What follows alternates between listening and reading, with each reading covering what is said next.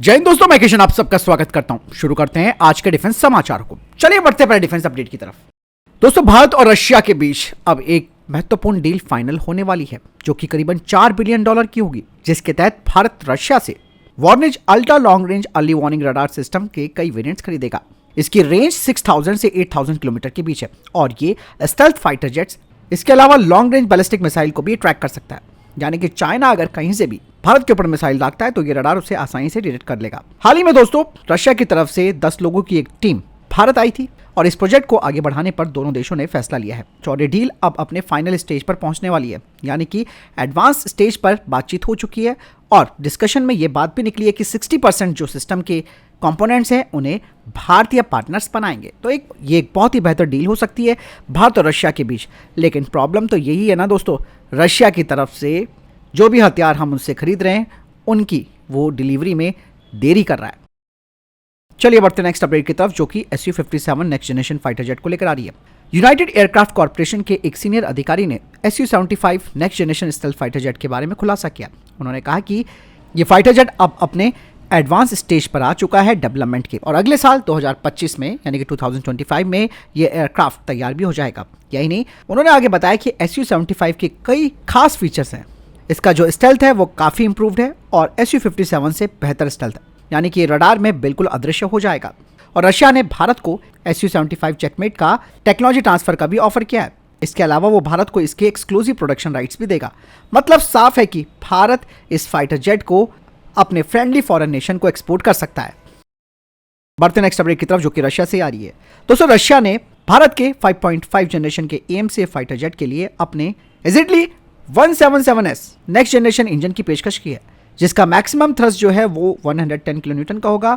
इसके फीचर्स की बात की जाए, इसके गैस जनरेटर को AL-41 F1S इंजन से डिराइव किया हुआ है, जो कि Su-35 में लगा है। इसके अलावा इसमें कुछ एलिमेंट्स AL-51 F1 इंजन के भी हैं, जो कि Su-57 फाइटर जेट के लिए तैयार हो रहा है। खास बात इस इंजन की यह है कि इससे AMC फाइटर जेट की जो रिलायबिलिटी और जो higher thrust to weight ratio है वो भी बढ़ जाएगा। इसके अलावा ज्यादा मेंटेनेंस की भी जरूरत नहीं पड़ेगी और ये भारत के AMC फाइटर जेट के लिए एक स्टेल्थी वर्सेटाइल इंजन है। बढ़ते नेक्स्ट अपडेट की तरफ। भारत ने रशिया के सामने S-400 की आपूर्ति में देरी का मुद्दा उठाया और अब भारत रशिया पर प्रेशर बनाना चाहता है कि S-400 और Su-30 MKI और T-90 तक जो हथियार प्रणाली हैं उनके लिए उचित रखरखाव सहायता और पुर्जों की समय पर आपूर्ति सुनिश्चित करें। इसके अलावा रक्षा मंत्री राजनाथ सिंह भी रशिया जाने वाले हैं और इसी मुद्दे को वहां पर उठाएंगे। बढ़ते नेक्स्ट अपडेट की तरफ। दोस्तों, DRDO अब Archer short range unmanned aerial vehicle पर 4 Nag mark 2 anti tank guided missiles को इक्विप करेगा। बढ़ते नेक्स्ट अपडेट की तरफ। दोस्तों, प्रोजेक्ट 75I को एक बार फिर से देरी का सामना करना पड़ सकता है। दरअसल आपको बता दें कि इसी साल प्रोजेक्ट 75I के लिए जो AIP ट्रायल्स है वो पूरे हुए थे और अब कहा जा रहा है कि इनका रिव्यू एक बार फिर से किया जाएगा। मतलब साफ है कि ये प्रोग्राम लेट होने वाला है। बढ़ते नेक्स्ट अपडेट की तरफ। दोस्तों, भारत की जो स्वदेशी न्यूक्लियर अटैक सबमरीन है उसके डिजाइन फेज को करीबन 4 से 5 सालों का वक्त लगेगा और फिर और 5 सालों का वक्त लगेगा इसे तैयार होने में, यानी कि पहली सबमरीन 2036 तक ही इंडक्ट हो पाएगी। बढ़ते नेक्स्ट अपडेट की तरफ। भारतीय वायुसेना अब एक बड़ी एयर पावर एक्सरसाइज करने जा रही है राजस्थान और गुजरात में, जिसमें कि करीबन 100 से ज्यादा फाइटर जेट्स, इसके अलावा अवाक्स, ड्रोन और S-400 सिस्टम भाग लेगा। इस एक्सरसाइज का मकसद साफ है कि दुश्मनों के एयरक्राफ्ट को खत्म करना। बढ़ते नेक्स्ट अपडेट की तरफ। दोस्तों, भारतीय नौसेना का एक बड़ा प्लान सामने आया है, जिसमें कि भारतीय नौसेना 100 टन की रेंज में ऑटोनॉमस सबमरीन वेसल्स को शामिल करने की योजना बना रही है, जो कि बिल्कुल एक नया क्लास होगा। और ये जो ऑटोनॉमस सबमरीन वेसल्स होंगी, इनके जरिए भारतीय नौसेना अपनी तटीय रक्षा को और मजबूत करेगी। जैसे कि मैंने बताया कि ये जो नए वेसल्स हैं, जिसमें प्रत्येक का वजन 100 टन का होगा, ये एडवांस कॉम्बैट क्षमताओं से लैस होंगे, जिनमें हथियार, माइन क्लियरेंस सिस्टम, निगरानी उपकरण शामिल होंगे। वहीं कुछ डिफेंस एक्सपर्ट्स बताते हैं कि इस तरीके के जो मानव रहित जहाज होते हैं, यानी कि अनमैन्ड वेसल्स होते हैं, वो कई मोर्चों पर दुश्मन की ताकत और गतिविधियों की निगरानी कर सकते हैं, उनका मुकाबला कर सकते हैं और ये भारतीय नौसेना की क्षमता को बढ़ाएंगे। बढ़ते नेक्स्ट अपडेट की तरफ। DRDO के द्वारा विकसित की गई गाइडेड पिनाका मिसाइल प्रणाली, ये एक अत्यधिक कॉस्ट इफेक्टिव यानी कि लागत प्रभावी और प्रिसीजन गाइडेड आर्टिलरी वेपन है और ये लॉकहीड मार्टिन के द्वारा विकसित की गई guided multiple launch rocket system unitary round जैसे हैं। जहां पिनाका की एक यूनिट 70 लाख रुपए की है, वहीं लॉकहीड मार्टिन की GMLRS की पर यूनिट कॉस्ट है 1.2 करोड़ रुपए। ऐसे में गाइडेड पिनाका काफी घातक और लागत प्रभावी सॉल्यूशन है। इसका मतलब साफ है कि जिन देशों का बजट कम है वो भारत की पिनाका मिसाइल्स को ले सकते हैं।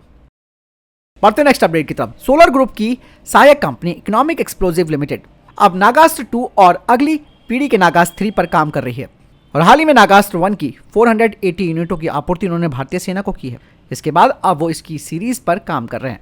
नागास्त्र एक जबरदस्त लॉइटिंग म्यूनिशन है जिसे कि बेहतर पोर्टेबिलिटी और ऑपरेशन वर्सेटिलिटी के लिए डिजाइन किया गया है। 20 किलोग्राम वजनी नागास्त्र 2 जो कि 4 किलोग्राम के एंटी टैंक और एंटी पर्सनल वॉरहेड से लैस है। इस सिस्टम में पोर्टेबल न्यूमेटिक लॉन्चर है जिसे कि अलग अलग तरीके के कॉम्बैट सिनेरियोज में डिप्लॉय किया जा सकता है और अब कंपनी ने नागास्त्र 3 पर काम शुरू कर दिया है। ये भी एक अत्याधुनिक लॉइटरिंग म्यूनिशन है।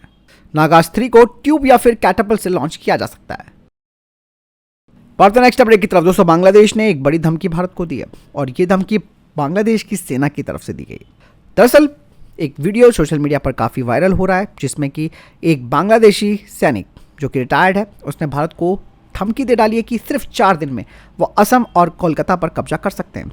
यानी कि उन्होंने अपनी सेना को भारतीय सेना से ऊपर बताया। जिस बांग्लादेश को देश ही भारत ने बनाया आज वही भारत को आंखें दिखा रहा है। और किस तरीके से ये बंदा बोल रहा है कि 4 दिन में असम और कोलकाता। ये तो 4 दिन की बात करें दोस्तों, भारत सिर्फ 2 घंटे में पूरा बांग्लादेश भारत में मिला सकता है। यही नहीं, उन्होंने कहा कि बांग्लादेश की सेना बहुत ही ज़्यादा ट्रेंड है और भारत को सबक सिखाने के लिए तैयार है। ये एक बहुत बड़ी टेंशन भी है दोस्तों भारत के लिए। आप करें तो क्या करें इन लोगों का। प्रॉब्लम तो यहाँ पर आ रही है कि इन लोगों को जितना दाना पानी डालो ये तो फिर गले की हड्डी बनते जा रहे हैं। काम ही ऐसे ही कुछ कर रहे हैं। भारत मेरे ख्याल से पता नहीं क्यों चुप बैठा हुआ है, ये समझ में नहीं आ रहा। हो सकता है शायद ट्रंप का एक अलग प्लान हो इसे देखते हुए, जिस वजह से भारत भी चुप बैठा हुआ है। नहीं तो इस तरीके की धमकी देने वाले लोगों को तो तुरंत रास्ते से ही साफ कर देना चाहिए। बढ़ते नेक्स्ट अपडेट की तरफ। भारत अब अपने दूसरे एयरक्राफ्ट कैरियर को विकसित करने की योजना के साथ आगे बढ़ रहा है। नया एयरक्राफ्ट कैरियर जिसे कि भारत सरकार की तरफ से मंजूरी का इंतजार है वो अब INS विक्रांत से सीखे गए सबक पर काम करेगा। इसमें अधिक से अधिक स्वदेशी सामग्री का इस्तेमाल किया जाएगा। आपको बता दें कि 76% स्वदेशी सामग्री के साथ INS विक्रांत को तैयार किया गया है और अब भारतीय नौसेना और कोचिन शिपयार्ड लिमिटेड दूसरे एयरक्राफ्ट कैरियर की स्वदेशी सामग्री में एक महत्वपूर्ण सुधार करने का लक्ष्य बना रहे हैं। मतलब साफ है कि इस पहल के तहत इस एयरक्राफ्ट कैरियर में 85% से अधिक स्वदेशी सामग्री होगी जिसे बाद में 90% तक हासिल किया जाएगा। कहा जा रहा है कि अब वर्तमान में इस परियोजना को लेकर स्थानीय विक्रेताओं के साथ बातचीत चल रही है जिसमें कि कंपोनेंट्स और टेक्नोलॉजी प्राप्त करने के प्रयास भी चल रहे हैं जिससे कि स्वदेशी उत्पादन का स्तर बढ़ेगा।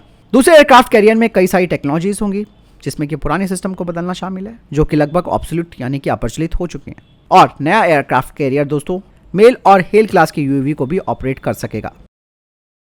चलिए बढ़ते नेक्स्ट अपडेट की तरफ। जनरल विपिन रावत जी जो कि देश के पहले CDS थे, आज ही के दिन यानी कि 8 दिसंबर 2021 को हेलीकॉप्टर दुर्घटना में उनकी मौत हो गई थी और ये देश उनको कभी नहीं भूलेगा। हमारी तरफ से जनरल विपिन रावत जी को भावभीनी श्रद्धांजलि।